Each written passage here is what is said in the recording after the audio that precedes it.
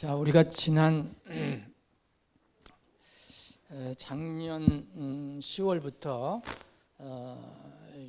신앙의 삼각대를 공부했습니다.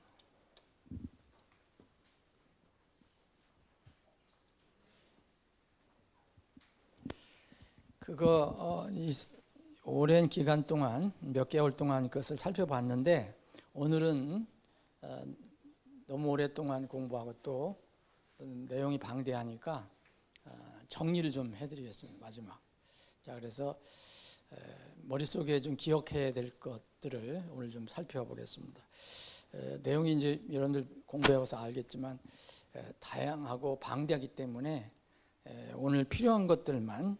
그럼 신앙의 삼각대라는 것은 우리 신학교에서 과목으로 정규 과목으로 설정해서 이제 신학생들을 가르치는 건데 우리 신학교에서만 있는 과목입니다. 근데 우리가 이제 신앙 생활을 하면은 이제 구원받지 않은 사람들이 하나님을 알고 예수님을 알고 죄 문제를 해결받고 구원받는 거, 이게 가장 중요하죠. 그러고 난 뒤에 이제 어떻게 신앙생활을 할 것이냐 할 때 여러 가지 이제 성경에서 가르치는 분야가 있어요. 어떤 주제가 있어요. 이것들을 이제 신학교에서는 여러 가지 논으로 해서 쭉 배우는데 그 많은 10가지, 9가지, 8가지 이렇게 배우는데 그 중에서 다 못 배우더라도 신학생들이 아니니까 다 못 배우더라도 우리가 신앙생활 할 때 정말 중요한 것이 뭐겠느냐. 이때 중요한 거, 아주 기본적으로 중요한 것은 이렇게 세 가지다. 우리 이제 신학교에서 이렇게 정리를 해서 이렇게 살펴보는 겁니다. 이게 무슨 어떻게 정해진 것은 아니고, 그래서 이게 순서는 상관없습니다.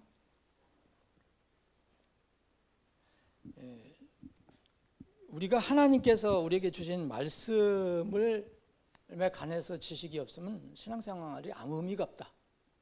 할 수도 없고, 그래서 성경이 무엇인지 알아야 된다. 성경론을 우리가 살펴봐야 되고, 또 이 순서는 아마 개인적으로는 이 구원론이 더 앞서야 됩니다. 사람은 왜 성경에서 하나님께서 자꾸 구원을 받으라 하시는가? 그래서 구원이 뭔가, 성경에서 말하는 구원, 이걸 알아야 합니다.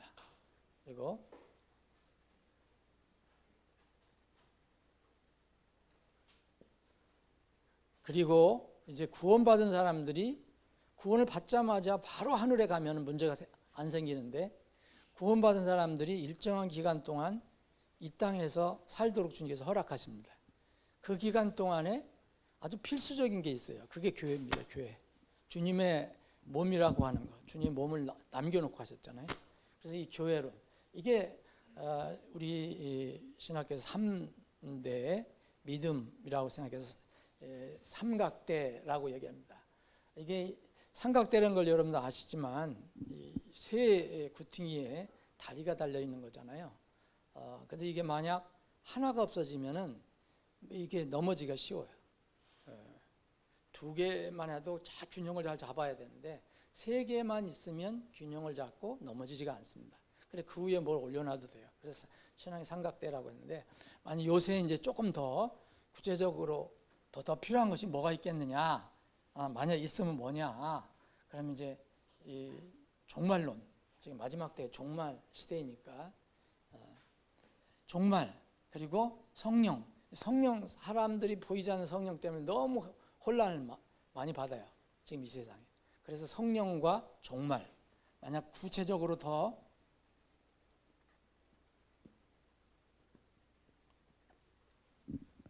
만약 더 붙이고 싶다면은 이렇게 종말을 붙이든지 성령까지 더 해서 5가지를 살펴보시면 된다. 근데 3가지는 기본적이다. 이 기본적. 근데 종말은 우리가 다 몰라도 하나님께서 결정하신 대로 이루어집니다. 그래서 종말을 우리가 알아야 되는 것은 깨어서 준비하는 거고, 근데 이걸 모르면 이제 치명적으로 신앙생활에 어려움이 생겨요. 그래서 이 3가지는 기본적으로 다 알아야 됩니다. 우리 교회 성도들은 이걸 무조건 다 알아야 돼요. 그래서 먼저 이제 여러분 자료를 보시겠는데, 그러면 이제 성경론, 구원론, 교화론을 이렇게 이제 우리가 대략적으로 30분 동안에 한번 살펴보겠습니다. 그럼 성경이 왜 우리에게 중요하고 필요하냐? 그러면 하나님은 보이지 않아요, 여러분. 그래서 하나님 보고 믿는다고 하는 사람들은 좀 퀘스천이 있는데, 하나님은 보이지 않습니다. 보이지 않는 하나님이라고 그랬어요, 성경에. 보이지 않는 하나님. 보이지 않는 하나님을 어떻게 믿겠느냐? 그럼 자기 감정으로 믿느냐? 자기 체험으로 믿느냐? 자기가 받은 지식으로 믿느냐? 그게 아니잖아요. 하나님께서 계시해 준 것을 가지고 믿는 거죠. 하나님께서. 그 하나님께서 계시해 준 걸 보니까 이 자연 창조물이 있어요. 하나님께 창조하셨어요. 자연 창조물을 통해서도 이제 희미하나마 하나님 어떤 절대적인 분이 계시구나. 그렇지 않으면 이게 우연히 생긴 것이 아니구나라는 것을 깨달을 수가 있어요. 그래서 자연 창조물을 보고 하나님의 뜻을 살필 수도 있습니다. 그리고 세상의 역사를 봐도, 세상의 역사를 보면 이거는 분명히 하나님의 어떤 절대적인 분의 어떤 역사하심이다라는 것을 이제 우리가 알 수가 있습니다. 지금 아무리 안 믿어도, 우리가 이제 지금 이 시대에 하나님 안 믿는다 그래도, 여러분 성경이 얘기하는 하나님께서 말씀하신 이스라엘이라는 그런 성경에 엄청난 말이 많이 나오잖아요. 근데 지금 이스라엘이 지금 여전히 존재하고 있잖아요. 20세기 이후로 생겨갖고 지금 이 현장에서 지금 맨날 이스라엘 얘기가 나오잖아요. 하나님 맨날 이스라엘 얘기하셨는데 보이지 않는 하나님께서. 그러니까 이런 것, 역사가 어떻게 돌아가는가, 이걸 보고서도 알 수 있고, 또 우리 사람은 동물이 아니기 때문에 뭐를 가지고 있느냐면 하나님의 형상대로 지음을 받았어요. 하나님 형상대로. 흙으로 사람을 지으시고 그 사람이 콧구멍에다 하나님의 숨을 불어넣으시니 그러니까 살아있는 혼이 되었다라 그랬잖아요. 그러니까 이 동물은 그런 게 없어요. 동물, 곤충 뭐 이런 것들은 다 다른 피조물은 그런 게 없고, 하나님께서 특별히 만드신 사람이 있어요. 왜냐하면 유일하게 사람만 하나님의 형상이라고 그래요. 하나님 형상, 하나님의 이미지라는 거예요. 보이지 않는 하나님의 이미지라는 거예요. 그러니까 사람에게 특별한 어떤 구조가 있어요. 그게 우리 몸만이 아니라 우리 몸 안에 있는 보이지 않는 세계가 있다는 거예요. 그걸 흔히 영이라고도 하고 혼이라고도 하고 영혼이라고도 하고 그러는 거예요. 어쨌든 보이지 않는 부분이 있어요. 이 하나님의 형상인 우리가 특별한 마음의 어떤 부분이 있는데, 이 부분이 동물은 양심의 가책이 없어요. 왜냐하면 동물은 본능만 주어져 있어요. 본능. 하나님께서 만드셨기 때문에, 사람을 위해서 만드신 게 동물도 다. 그래서 그들은 배고프면 먹고 졸리면 자고 또 때가 되면 종족 번식하고 그렇게 하는 거예요. 동물. 아무 양심. 여러분 사자가 오늘 사슴을 2마리 잡아먹었다고 양심의 가책을 느낍니까? 그거 아니에요. 근데 사람은 달라요. 사람은 뭔가 사람 안에 뭔가 하나님의 형상, 곧 영혼이 있기 때문에 양심이 있어요. 양심. 그게 때로는 찌르기도 하고 괴롭기도 한 거예요. 그래서 아무리 악한 사람도 양심이 있기 때문에 아주 완전히 화인 맞기 전에는 이 양심이 작동을 하는 거예요. 그걸 성경에서 얘기하잖아요. 그러니까 이게 이제 하나님의 계시라는 거예요. 이건 우연히 나온 게 아니다. 근데 이런 것은 다 정확하게 하나님을 이런 것을 통해서 뭔가 찾고자 하는 사람은 하나님께 인도하시지만, 이것이 하나님이 계시다는 것을 정확하게 드러내지는 못해요. 이게 인도하는 게 있어요. 하나님께로 인도하시는. 그래서 이제 하나님께서 또 뭘 계시하셨냐면 바로 이 성경을 우리에게 주셨다는 거예요. 성경. 이게 성경은 하나님 말씀이라 하잖아요. 말씀. 특별하게 지정해서 계시를 해줬어요. 그래서 창세기 1장 1절부터 요한계시록 22장 21절까지 하나님의 말씀이 쭉 기록이 됐어요. 하나님의 말씀이. 그래서 하나님이 이렇게 말씀하셨구나. 하나님이 이렇게 계시구나. 하나님 스스로, 나는 스스로 있는 이제 사람이다. 그 존재라고 얘기하셨잖아요. 난 자존자라고 얘기하잖아요. 자존자. 난 있다. 계속 이렇게 말씀하시고. 그래서 이걸 이제 우리는 특별계시라고 해요. 특별계시. 그래서 이 특별계시는 그럼 어떻게 누가 또 이걸 하나님이 이제 말씀을 통해서 알려주는데 직접 그러면은 하나님의 모습을 보여주시고 또 직접 와서 우리 몸으로 오셔서 직접 가르쳐 주신 분이 있어요. 그분이 예수 그리스도예요. 그걸 그래서 이 계시의 완성이 예수 그리스도라는 거예요. 그래서 예수 그리스도를 믿으면 하나님 믿는 거고 하나님 믿으면 예수 그리스도를 믿게 돼 있어요. 이게 예수 그리스도를 믿는데 하나님을 안 믿고 하나님 믿는데 예수 그리스도를 안 믿고 이런 사람들은 없어요. 그건 가짜예요.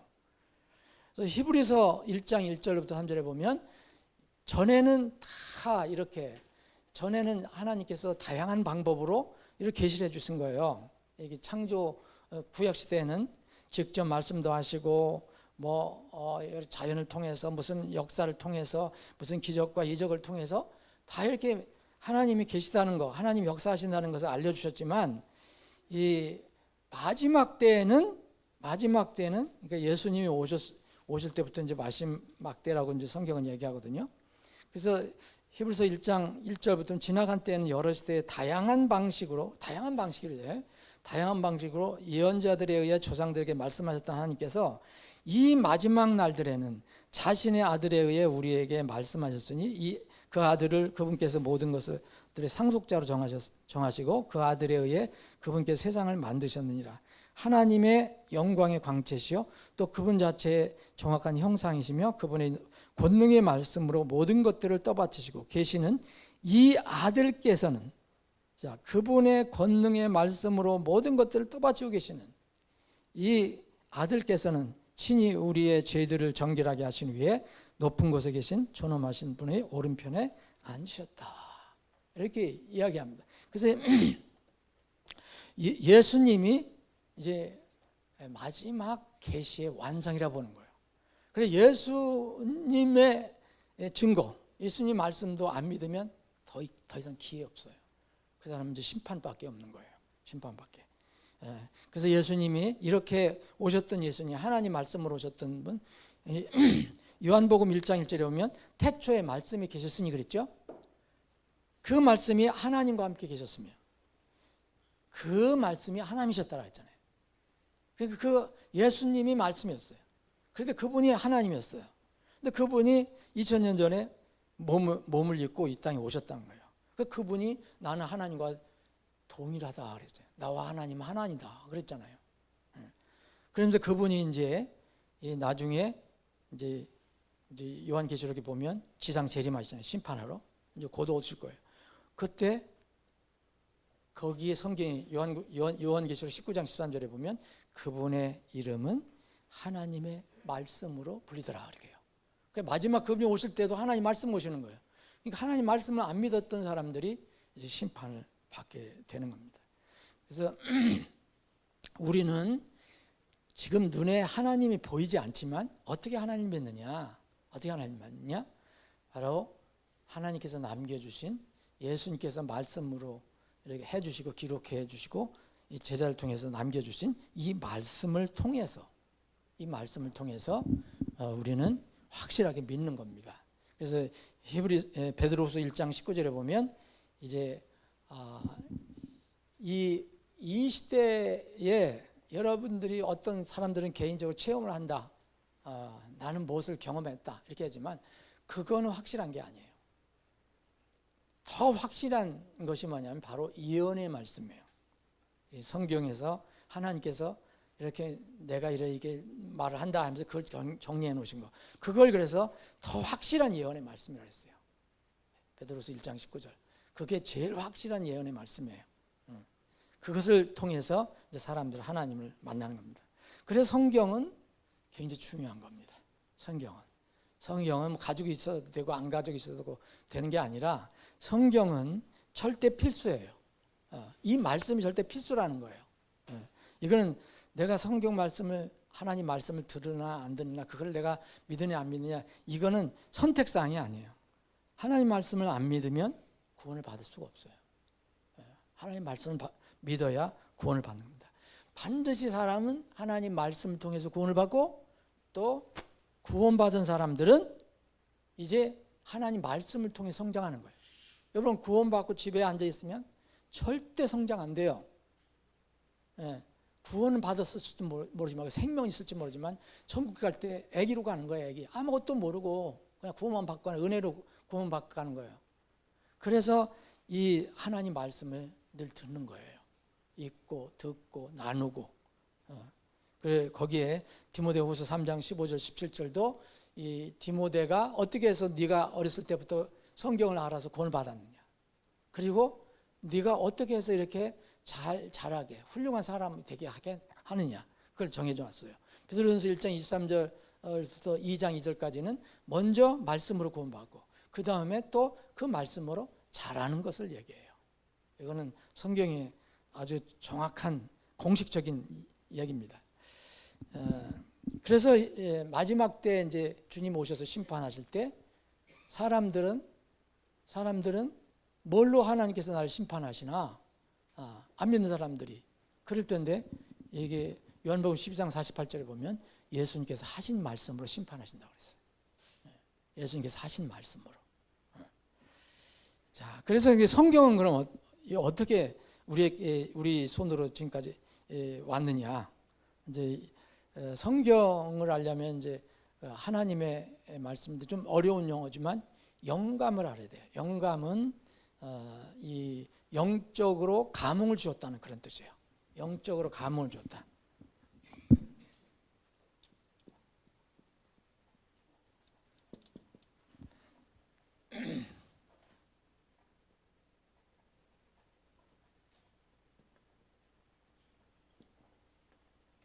이건 뭐냐면,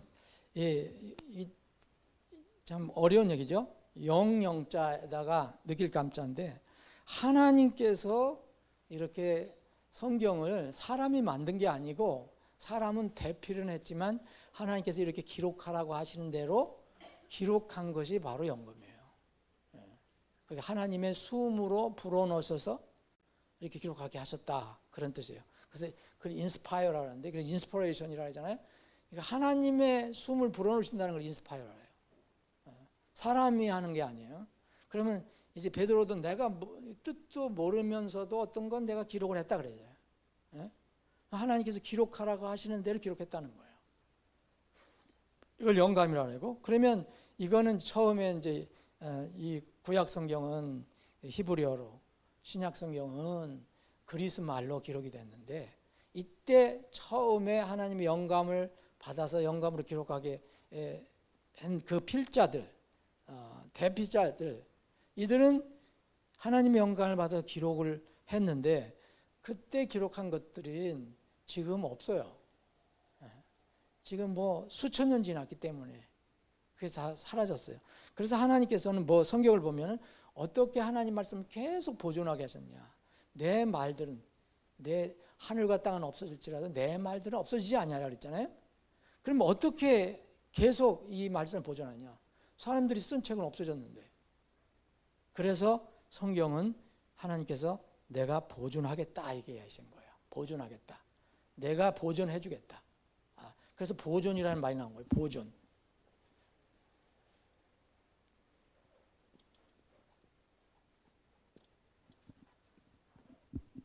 그래서 보존하시겠다.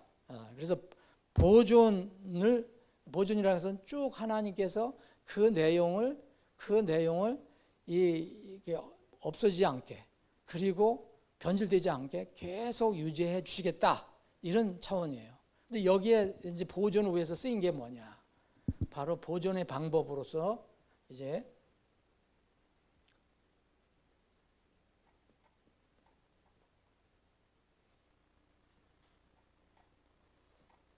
사람들이 처음에 받은 것을 어떻게 했습니까? 혼자만 읽은 게 아니라 계속 사람들이 정확하게 이렇게 그걸 베껴서 또 전해서 읽고 또 전해서 할 거예요. 그랬잖아요.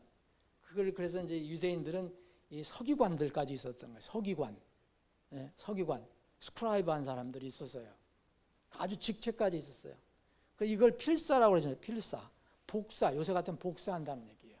요새는 기계로 복사하지만 그때는 손으로 했기 때문에. 이 필사를 통해서 이렇게 보존하시고, 그 다음에 이제 필사한 건 이거 원본이잖아요. 원본을 그렇게 쭉 나왔는데, 그 다음에 이제 이스라엘에서 이제 다른 땅으로 넘어가야 되잖아요. 복음이. 그럴 때 필수적으로 나타나야 되는 게 과정이 또 하나가 있어요. 보존하려면 뭐 해야 됩니까? 그래서 번역이 나온 거예요. 번역이 되지 않으면 여러분들 히브리어로다 지금 만약 성경 나왔다라도 이 눈뜬 장님이잖아요. 우리가 히브리어를 잘 대부분 모르니까 그리스말로 그 원본이 왔어도 우리가 모르잖아요. 그래서 하나님이 어떤 방법을 쓰셨냐면 번역이라는 방법을 쓰신 거예요. 번역. 이 번역 방법을 쓸 수 있는 반드시 필요한 이유가 뭐냐면 하나님께서 제자들에게 뭘 명령했어요? 그러면 너희는 가서 모든 민족들을 가르치라 했잖아요. 모든 민족들. 이스라엘 사람들은 히브리어를 알고 그리스 사람들은 그리스어 말을 알지만 모든 민족들은 어떻게 해요? 히브리어도 모르고 그리스어도 모르는 사람들. 그래서 번역이라는 과정이 생긴 거예요. 사도행전 1장 8절에도 이제 오직 성령께서 너희에게 임하시니 너희가 권능을 받고 예루살렘과 유대와 사마리아와, 벌써 사마리아만 해도 사마리아 사람들 히브리어 말 안 쓰고 섞어서 쓰는 경우가 있어요. 그리고 땅의 맨 끝 지역까지 이르러 나에 대한 증인들이 되리라. 예수님의 증인을 하라는 거예요. 그러면 땅의 맨 끝 지역까지 가려면 어떻게 해야 됩니까? 그거 원본을 가지고 가서 얘기해 봐야 못 알아듣잖아요. 그러니까 번역이라는 과정이 우리에게 이제 주어진 겁니다. 그래서 다양한 언어로 번역된 성경이 나타나게 된 거예요. 이게 이 로마서 10장에 보면 모든 사람들에게 벌써 이것을 알려졌다 얘기해요. 알려졌다. 그럼 번역이라는 과정을 통해서 이제 알려지게 되는 겁니다. 그래서 성경 속에서 번역이라는 말을 나온 걸 몇 개 정리해서 여러분과 정리해 드렸는데, 번역이라는 단어를 쓴 것을 본 거예요. 그런 말을 안 쓴 것도 많이 나오는데, 여기 예를 들어서 에스라 4장 7절 보면은 시리아 말로 번역한 그런 내용이 나와요. 자, 하나님께서 이런 걸 쓰시죠. 그렇지 않으면은 번역을 안 하면 그 말은 몰라요. 무슨 말인지. 그래서 모든 민족들에게 가게 하기 위해서. 여러분, 임마누엘, 마태복음 1장 23절 임마누엘이라는 말을 하죠. 임마누엘이라는 말이 뭡니까? 이스라엘 사람들은 히브리 아는 사람들은 알겠지만 우린 잘 몰라요. 뭐예요, 임마누엘? 요새 임마누엘 하면 많이 알죠, 이제. 하나님께서 우리와 함께 계시다, 그런 뜻이에요. 그러니까 임마누엘을 번역하면 하나님이 우리와 함께 계시다, 그렇게 되어 있어요. 마가복음 5장 41절에는 달리닥 쿠미라는 말이 나와요. 이거는 시리아 말이 아람어예요. 아람어. 옛날 아람이나 시리아랑 같은 거예요. 시리아 말, 이 히브리 말하고 좀 비슷해요. 이 아람어하고 저쪽 바벨론 쪽에서 온 갈대아어, 바벨론어, 이거하고 서로 섞여갖고 비슷비슷한 말이니까 이 섞인 말이라고 합니다. 달리다쿠미. 그 예수님께서 그렇게 하셨어요.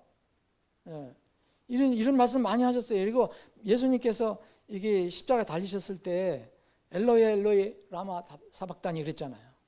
예수님께서 말씀하셨잖아요. 그거는 이 히브리어 모르는 사람은 몰라요. 근데 그거를 성경 뭐냐면 이것을 번역하면 나의 하나님 어찌하여 나를 버리시나이까, 이렇게 성경에 번역을 해놨어요. 그대로 영감으로 기록되어 있어요. 이런 번역이 필요한 과정이었다는 거예요. 그래서 우리는 한국 사람 태어났어요.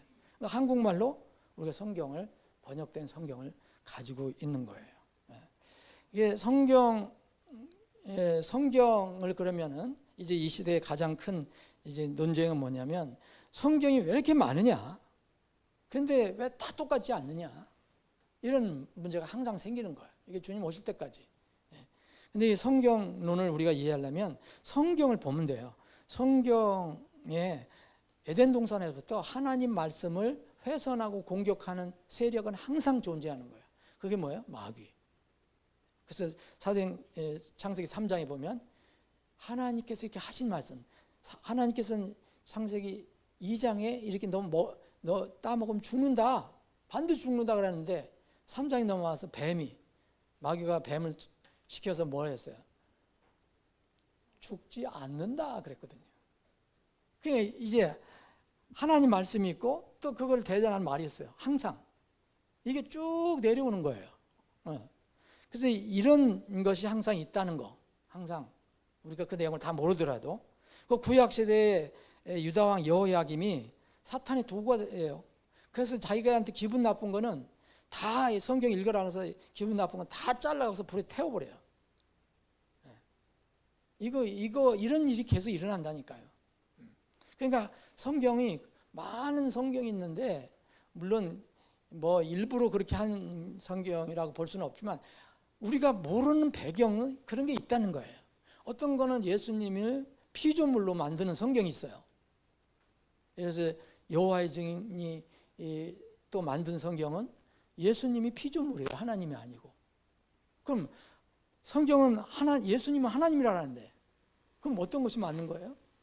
그러니까 이런 성경이 항상 훼손되고 변질되는 과정이 있다. 우리가 다 모르더라도.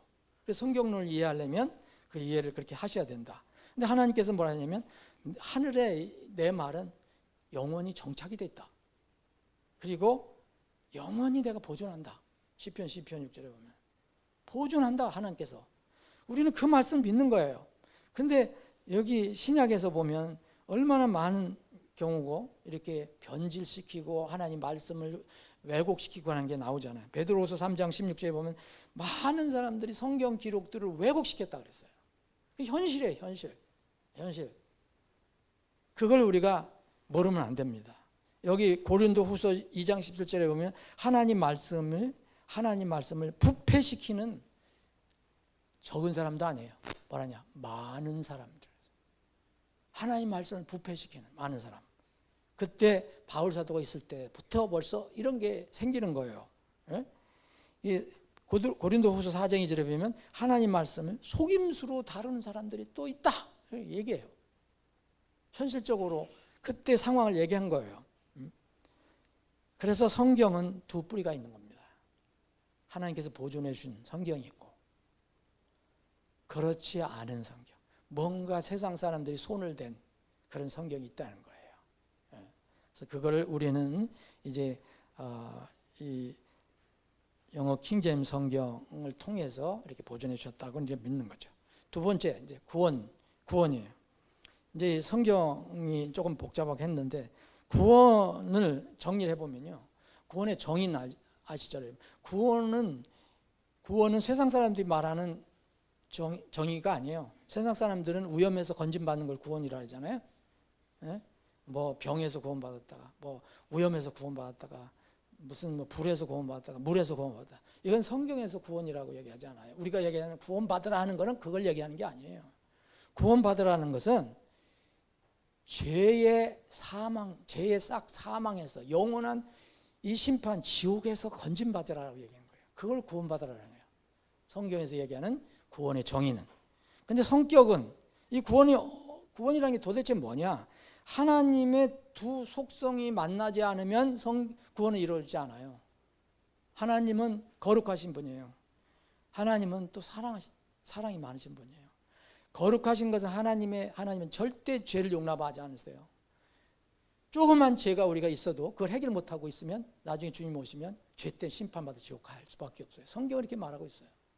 그런데 하나님께서 동시에 우리를 긍휼히 여겨 주셔서 우리를 사랑해 주셔서 그 죄 문제를 해결해 주셨단 말이에요. 그 누구예요? 그래서 아들을 보내신 거예요. 아들을 십자가에 보내셔서 이 십자가는 바로 하나님의 공의가 이루어진 거예요. 하나님의 공의. 이게 어디냐? 하나님은 우리를 죄가 있으면 절대로 용납 안 하시잖아요. 죄는 무조건 심판하셔야 돼요. 죄의 삭은 사망이라고 그랬잖아요. 그래서 예수님에게 우리의 죄를 이렇게 씌우시고 예수님을 우리 대신 십자가에서 못 박혀 죽게 하셨어요. 그게 거룩하심의 성취예요. 그리고 또 하나 사랑이 있잖아요.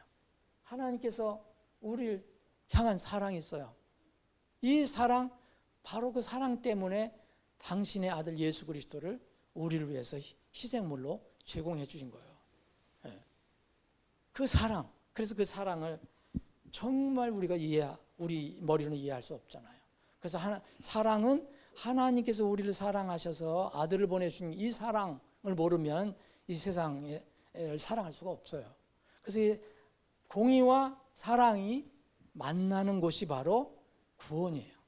이걸 믿는 사람들, 예수 그리스도의 십자가의 피를 믿는 사람들이 그래서 구원을 받는 거예요. 아, 제가 저 예수님을 통해서 이렇게 정리가 됐구나, 해결받았구나, 하나님께서 나를 더 이상 이제 죄인으로 인정하시지 않는구나, 이거를 믿는 게 바로 이게 구원의 하나님의 두 속성의 만족입니다.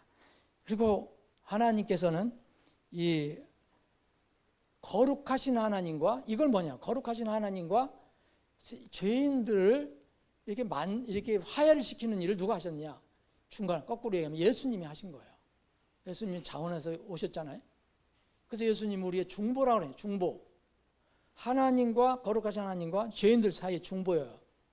그래서 예수님이 화해하게 하셨다.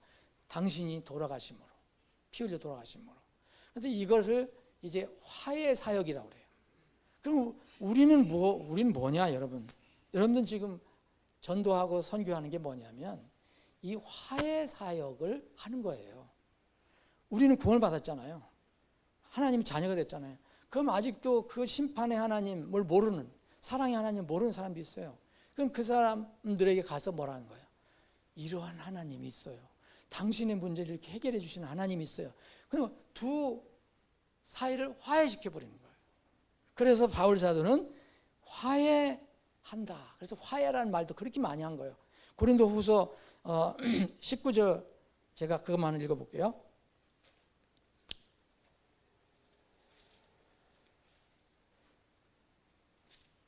고린도후서 5장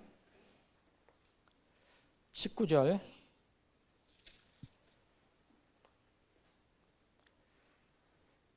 자, 고린도후서 5장 18절부터 또 모든 것이 하나님께서 났으며 그분께서 예수 그리스도로 말미암아 우리를 그분과 화해하게 하시고 또 화해의 사역을 우리에게 주셨으니, 사도 바울은 그 화해 사역을 한 거예요.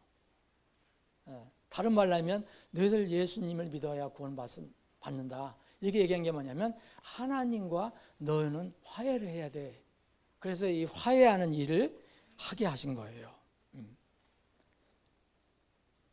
여러분들도 지금 화해 사역을 하는 거예요. 화해 사역. 자, 그래서 이제 구원의 또 중요한 게 뭐냐면 삼면성이에요. 삼면성. 우리가 이건 자세히 공부했죠. 삼면성. 구원은 과거가 있고요, 현재가 있고 미래가 있어요. 과거는 내가 구원받은 어느 시점이에요.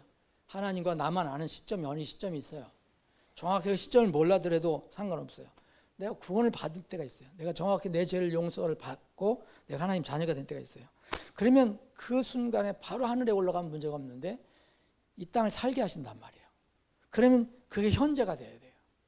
그리고 이제 주님이 오신다 그랬잖아요. 미래. 그건 우리 주님 만나는 때잖아요.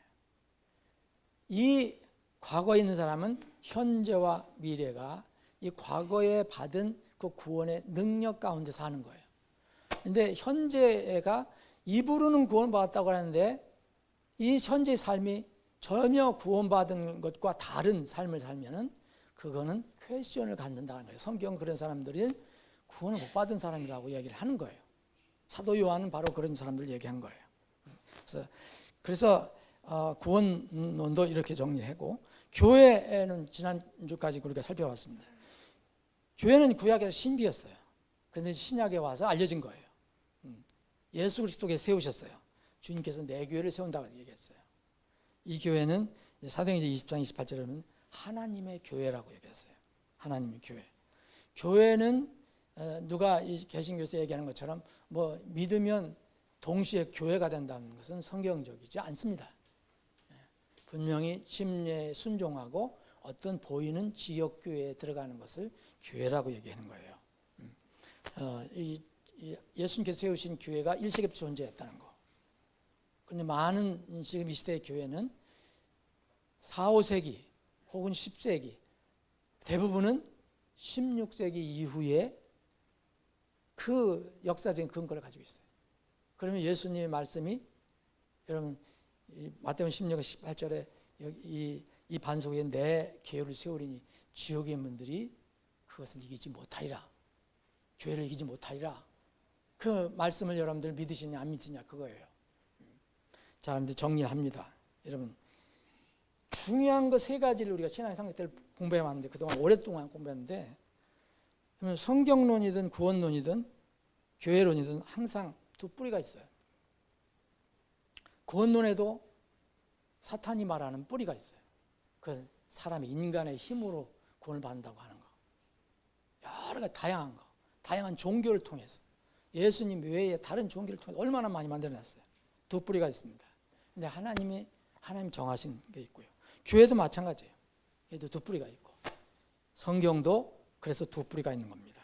진리는 하나지 두 개가 될 수가 없어요. 자, 그리고 여러분 마지막으로 믿음의 방법에 대해서 한번 나눕니다. 믿음의 방법은, 여러분 지금 뒤에 이게 어려운 말이지만 연역법과 귀납법이 있어요. 귀납법은 무슨 뜻이냐면 여러 가지 사실을 모아갖고 결론을 내는 거예요. 예? 자, 이게 어려운 철학적 용어인데, 여러 가지 사실을 모아서 어떤 진리를 하나 결정하는 거예요. 예를 들어 이건 거예요.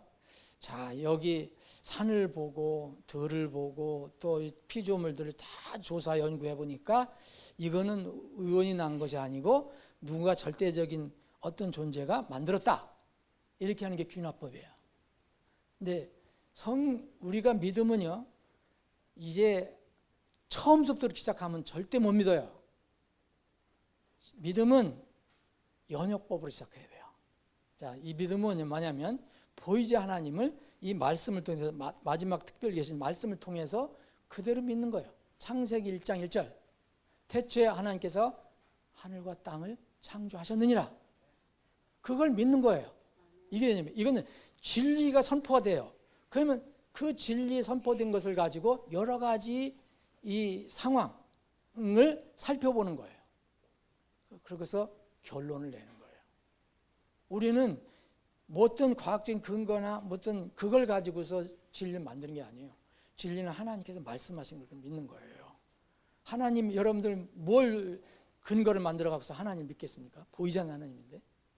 하나님은 근데 뭐래요? 나는 스스로 있는 자다. 나는 자존자다 그러잖아요. 그 하나님 말씀 믿는 거예요. 그게 바로 연역법입니다. 물론 이제 성경을 우리가 공부하다 보면 이거 공부하고 저거 공부해서 이런 결론을 낼 수 있어요. 그런 귀납법으로 공부할 수 있어요. 근데 믿음의 시작은 귀납법으로 하면 안 됩니다. 아버지 하나님, 오늘도 저희들 모여서 하나님 말씀 살펴봤습니다. 주님 오실 때까지 최소한 이 중요한 세 가지 이 주제는 우리 성도들이 흔들리지 않고 믿는 그런 하나님의 자녀들이 되게 해 주옵소서. 거룩하신 예수님의 이름으로 기도합니다.